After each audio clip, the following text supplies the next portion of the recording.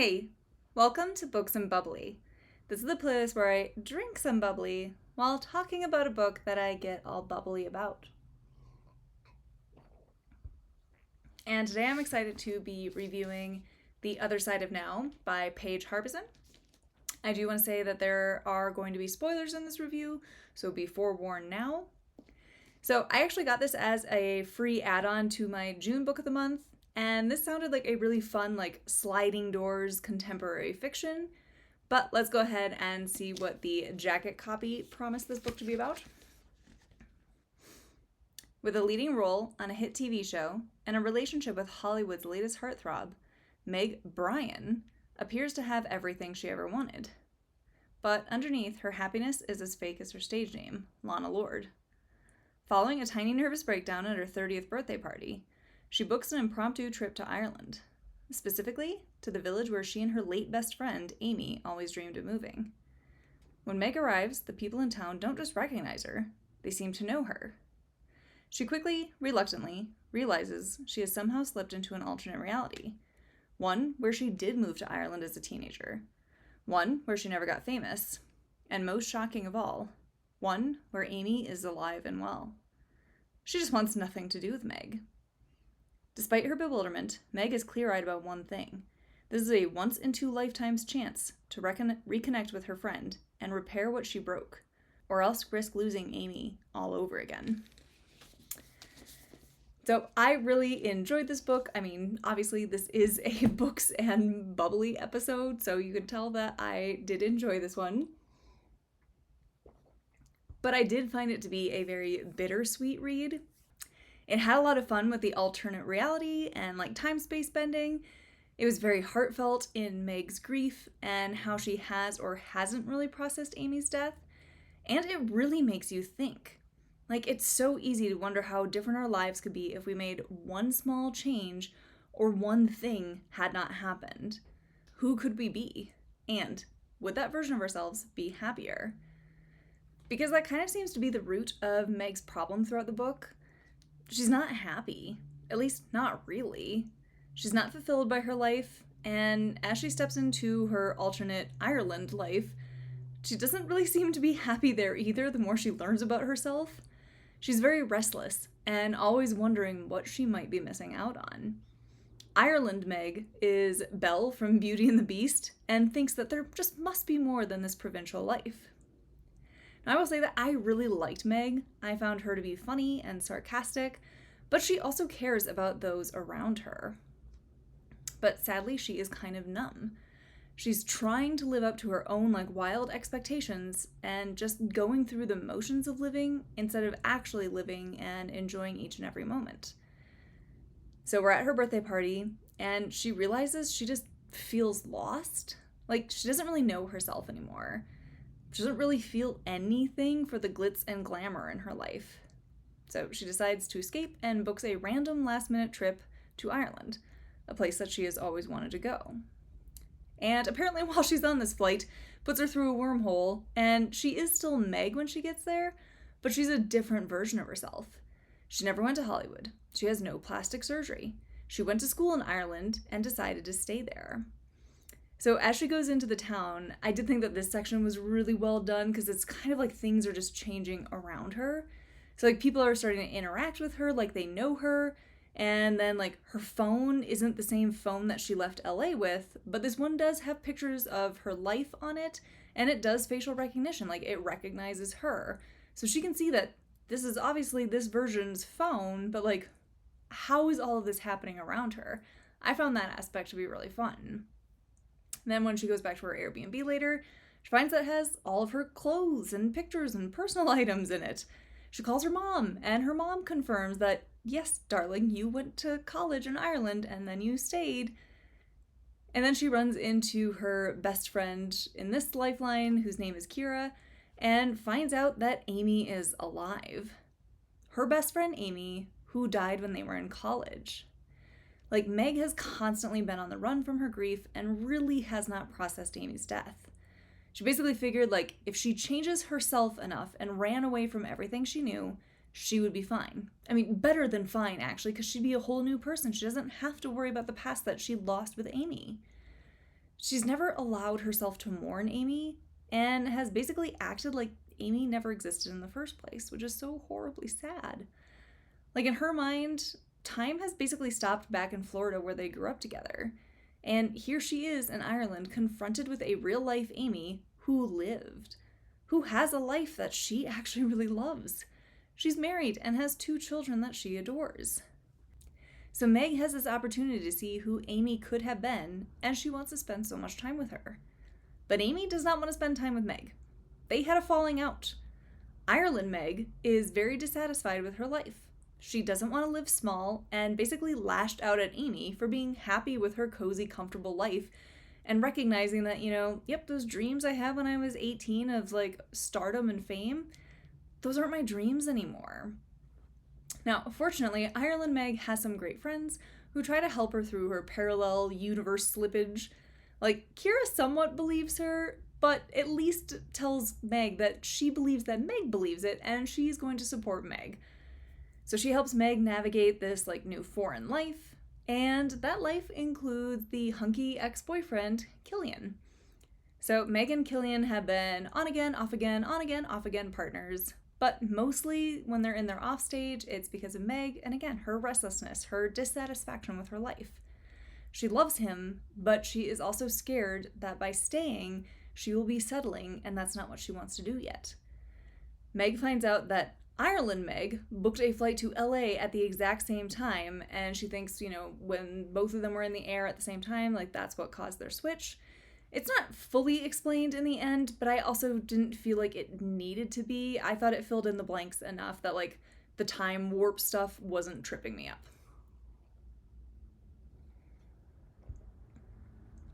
But our main Meg is so excited to be in Ireland Meg's life. She gets to eat carbs and sugar and not be told that she needs to lose another 10 pounds. She has a real best friend that she can confide in and trust, and she's not just surrounded by people who are friends with her because of her celebrity status. She has a partner that loves her and understands her, instead of her LA boyfriend who, while is a nice guy, doesn't really seem to be paying that much attention to her. They're both just kind of fulfilling a contract and like together for the sake of their image instead of being together because they actually like truly love each other. Now, I will say I did like Killian as the love interest because, who wouldn't be taken in by an Irish boy who owns a pub and has a dog? His parts did add to the story, but I did feel a lot more when reading about Meg's relationships with Kira and Amy. Those are the ones where she became vulnerable and allowed herself to be a mess and ask questions that sometimes we just don't have the answers to, but we still want to ask. This life of Meg's is not in the spotlight, but she is finding a lot of contentment and fulfillment in Ireland. Meg settles into this life and reconnects with herself, forges new relationships, and figures out what's important to her. She also works really hard at rekindling her relationship with Amy, and through this course, they both kind of have realizations about their friendship and themselves. Now, sadly, Amy does find out that she is dead in Meg's other life, and it really throws her. I can't even imagine having a friend come up to me and tell me that they slipped through a wormhole. Like, first of all, that's a lot to believe. But then to also be like, yeah, you remember that night in the car? In my world, you passed away. Like, you didn't walk away from that. That would be very hard to come to grips with. Again, I can't imagine being told that in another person's reality, I've been gone for over 10 years. They both mourn what happened, even if it didn't happen in this particular reality that they're both in. And Meg finally allows herself to feel and to grieve. And it also just allows her to start to let Amy go, or at least that version of her in her real life, and let that pain go. It was so out of her control. Like, one of the best points of the book is just how things change. Like, that is life. Life is about change. Like, there's a paragraph on page 302 that I just have to read because I found it really beautiful.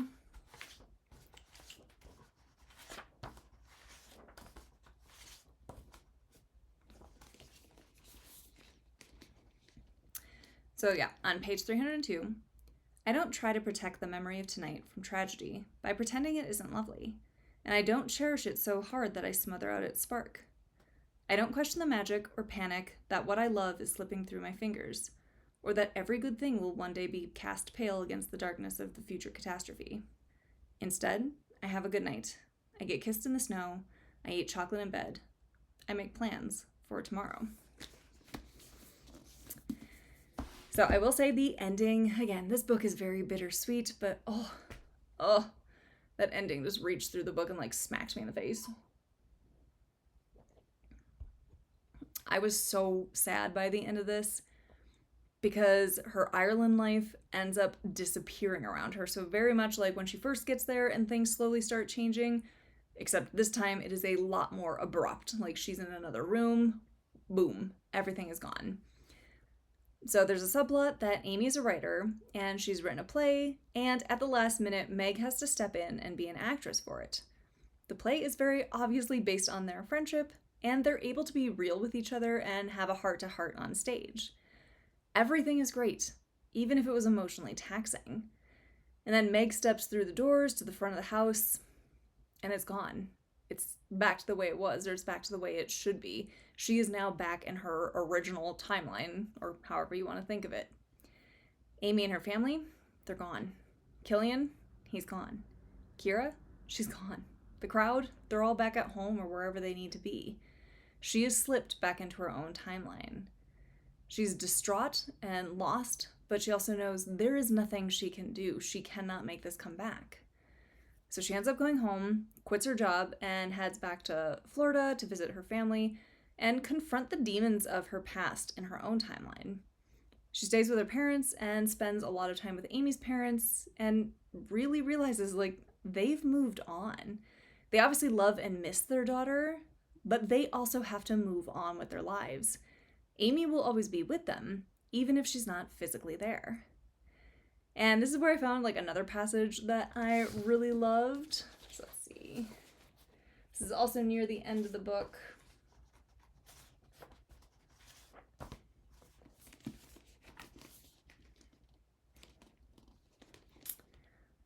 All right, so page 296. So the town name was called Avalon. I feel an immense sense of loss after Avalon, but I also feel free of the unbearable weight of unacknowledged grief that I've been traveling with for years, and that has offset some of the pain. And when it hurts, I let it hurt. I am myself, right now. I'm not hiding from the version of me who once was. I'm the girl from Florida who, to this day, has permanent tan lines. I lost my best friend in a tragic car accident. After meeting Killian and Kira, I believe in love the way I used to when I stayed awake at night, with or without Amy, dreaming of what it might someday really feel like. I believe that good, wonderful people are out there waiting to be met. Losing Amy didn't mean I've lost the chance at true friendships. It only means I lost Amy. But I hadn't needed to lose everyone. I didn't need to become an island. I have my family. I have Amy's family. I have these new friends in London. It's not impossible to meet new people and grow to love them as much as I loved Amy. No one will ever replace her, but there are people out there who I can love and like in new ways. And if my little brush with surreality proved anything, it's that there are infinite lives and possibilities. Amy isn't nothing now that she's gone. Her loss doesn't need to be a black hole or even a blank space. She just isn't here. Out of all the lives I might have, I believe I can make this the one that feels right. I simply have to build it. So again, this book has just such good little like wisdom nuggets in it. Ugh. So I kind of gave it away, but in the end, Meg does move to London to be in a play, and she's absolutely loving it. She has found her true calling again. She feels a little bit happier being an actress on an intimate stage instead of on like a really dramatic show. She goes to the bar with some friends one night, and who does she run into? Kira and Killian. And I'm not gonna lie, that got me. I loved that she got to keep them in this new reality. She's able to merge her two worlds and get something good out of all this loss.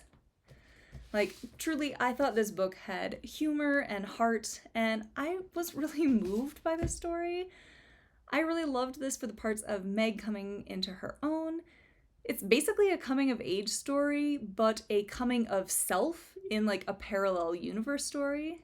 Now, I do think a few themes could have been explored just a bit more or given more weight in the end, but I still thought this was a fantastic read. I loved it. Like, the magical realism / sliding doors aspect was so fun.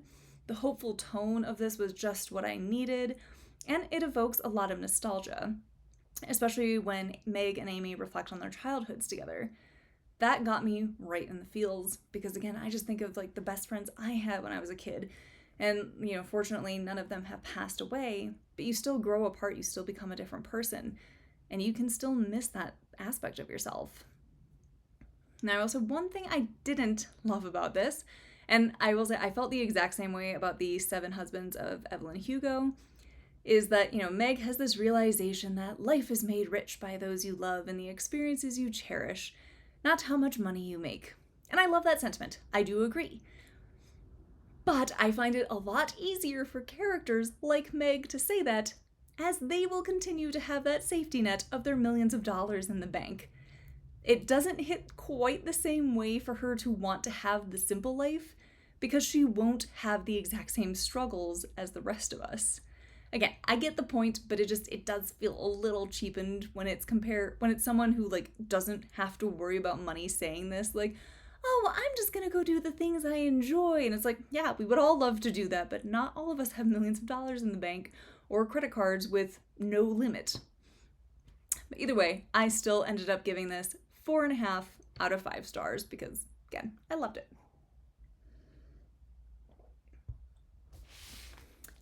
I really think that this book has a little bit of everything. It's emotional, and I think it'll be a book that I will want to reread again in the future.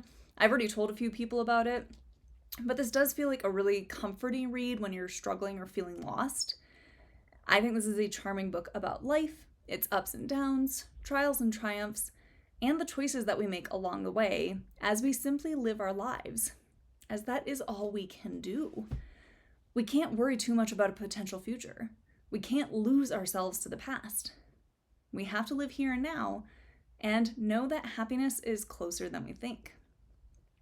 So if you have any recommendations for other contemporary fiction books that are like this, I would absolutely love to hear about them. Please leave your suggestions in the comments below. Otherwise, thanks for joining me for Books and Bubbly.